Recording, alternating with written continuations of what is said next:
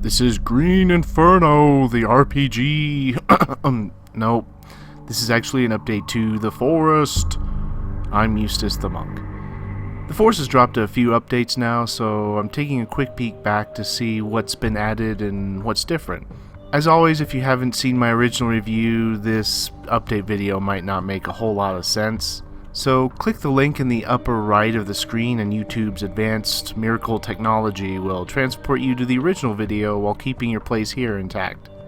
Gameplay-wise, virtually nothing is different.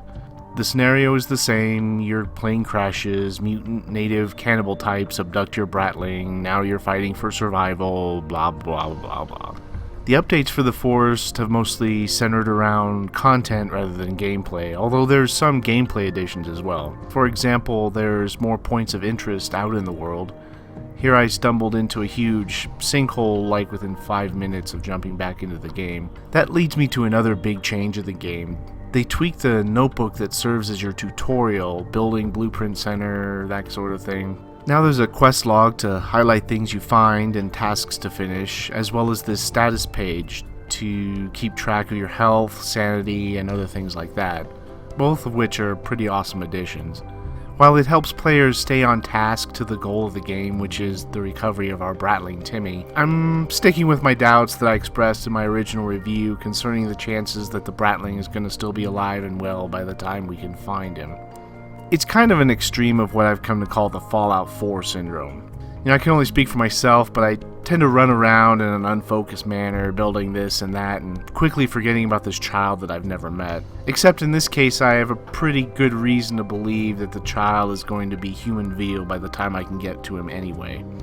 As Jonathan Swift wrote way back in 1729, "A healthy child, well nursed, is a most delicious, nourishing, and wholesome food, whether stewed, roasted, baked, or broiled." Pardon me. Anyhow, there's new crafting recipes as well. I was able to make some bone armor by using cloth strips to strap the bones of my fallen enemies to my body. And how do you get the bones from your fallen enemies in the forest? Well, funny you should ask. Now you can flop their dead bodies onto your fire and burn them, and that'll leave you a pile of bones to craft things with. Wow, the barbecue just keeps going in this game, I'll tell you. There's new graphics for the mutant cannibals. At least to me it seems like there's far more diversity in their looks before. They get injured and struggle a little bit more, which led to the strange bug that I found sometimes, where this little guy, he wouldn't die, but he wouldn't get up either. He just kind of languished in burning torment in the bottom of my campfire. So I shoved him out of my camp so he's not in the way. And you can pick up lizard heads now, for reasons that are a mystery to me. I'm not sure why. In short, The Forest is really an amazing game and I'd still recommend it. I'm continuing to review this game and Savage Lands pretty much in parallel because they're really similar games.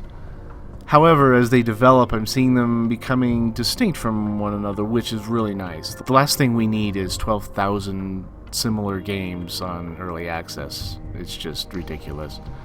The Forest seems to be definitely that you're going to be much more of a nomad. You're going to be on the move a lot more, I think. I got ran out of my camp several times because once the cannibals find you, it seems like they're tending to converge on your location. I found it was easier to have several smaller camps so I'd have places to run if I got chased away by the cannibals, because fighting them is still a losing proposition. Well, with the starter axe it is anyway. So be sure to check out my Savage Lands videos too. There should be links up in the upper right hand corner to them. If you're looking for a new survival game anyway. You probably can do with just having one of the two, but they're both still really good.